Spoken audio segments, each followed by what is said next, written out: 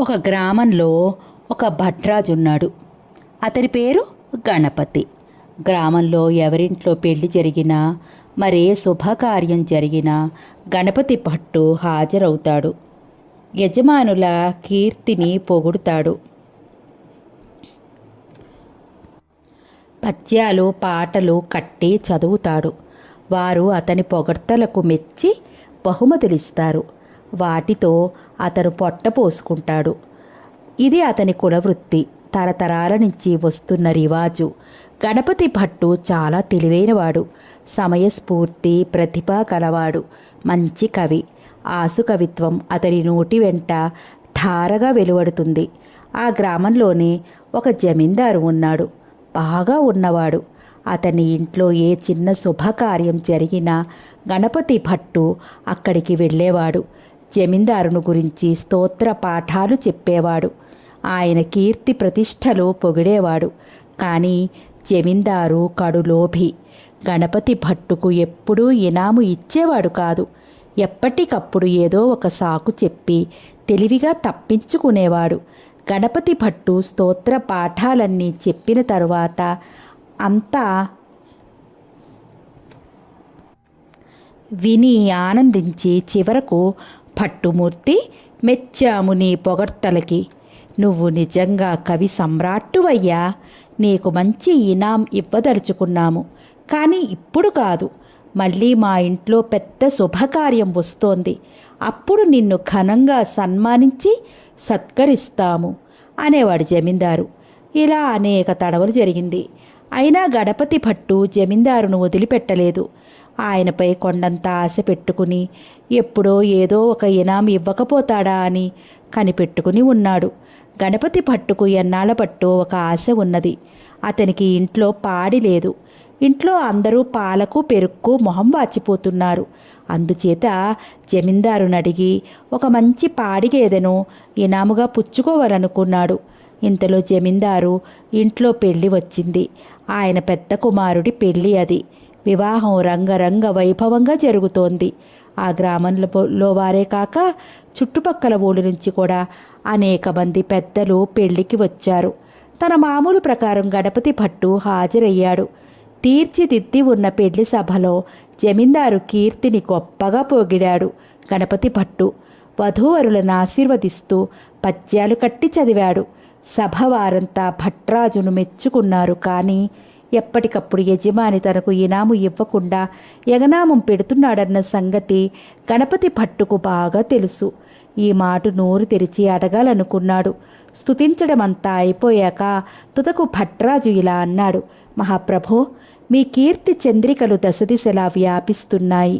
దానగుణంలో మీకు మీరే సాటి. నాకు ఇనామిప్పించండి. తీరా నోరు తెరిచి అడిగారు భట్టుమూర్తి. నిండు సభలో తన గౌరవం నిలుపుకోక తప్పింది కాదు జమీందారుకు. ఏం కావాలో కోరుకో అన్నాడు జమీందారు. మహాప్రభో, ఒక పాడి గేదెను ఇప్పించండి అన్నాడు భట్రాజు. అలాగే ఇస్తాం అన్నాడు జమీందారు.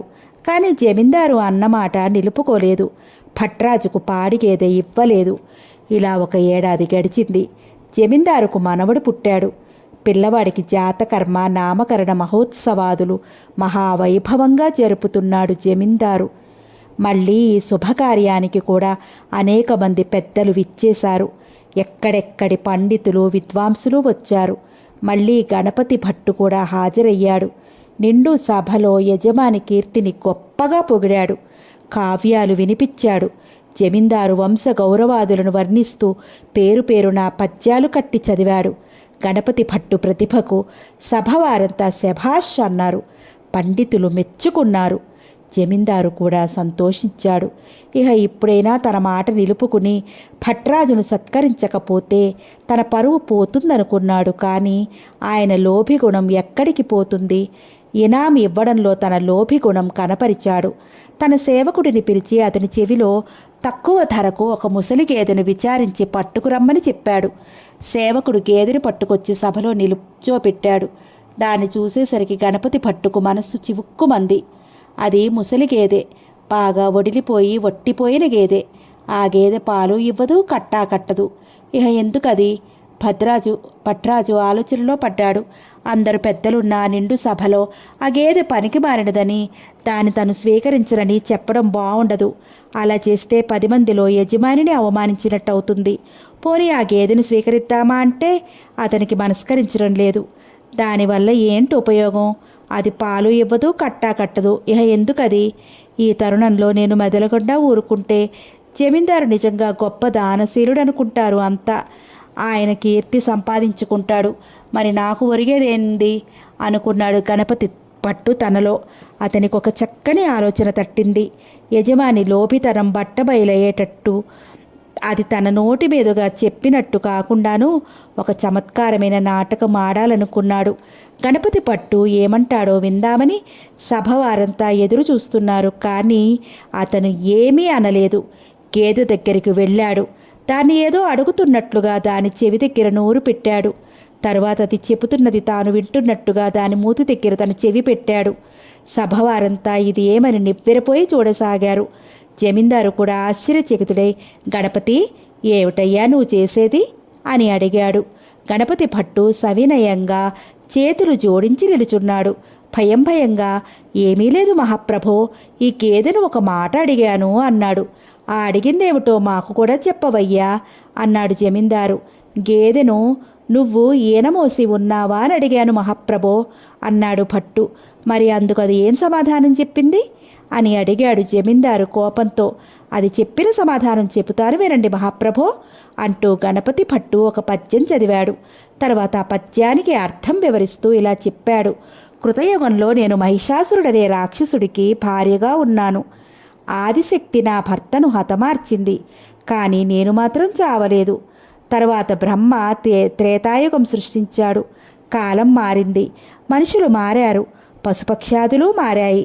కానీ నేను మాత్రం మారలేదు. పూర్వపు దేహంతోటే ఉన్నాను. రావణుడు పుట్టడం, కామాంధుడైన సీతను అపహరించడం, తుదకు రాముడి చేతిలో చావడం నా కళ్ళారా చూశాను. పిమ్మట బ్రహ్మ ద్వాపరయుగం సృష్టించాడు. కంసుడి దుర్మార్గాలు, శ్రీకృష్ణుడి లీలలు కనులారా కాంచాను. ఇహ నాకు ప్రపంచం మీద రోత పుట్టింది. విరక్తి కలిగింది. అన్నిటి మీద భ్రాంతి వదులుకున్నాను. ఇప్పుడు 4వ యుగం కలియుగం వచ్చింది. నేను అన్ని ఆశలు వదులుకుని ముక్కుబూసుకుని కూర్చున్నాను. ఈ వయసులో ఇప్పుడు నేను కట్టి ఈనమోస్తానటయ్యా, ఆ మాట అడగటానికి నీకు సిగ్గులేదటయ్యా అని గేదె చెప్పినట్లు చెప్పాడు భట్రాజు. ఇంత యుక్తిగా, ఇంత చమత్కారంగా ఆ గేదె ఏ స్థితిలో ఉన్నది సభవారికి, జమీందారుకు కూడా ఎరుకపరిచాడు గణపతి పట్టు. ఇప్పుడు అందరికీ అసలు విషయం అవగతమైంది. భట్రాజు ప్రతిభకు, సమయస్ఫూర్తికి అంతా మెచ్చుకున్నారు. జమీందారుకు కూడా కోపం పోయి సంతోషం కలిగింది.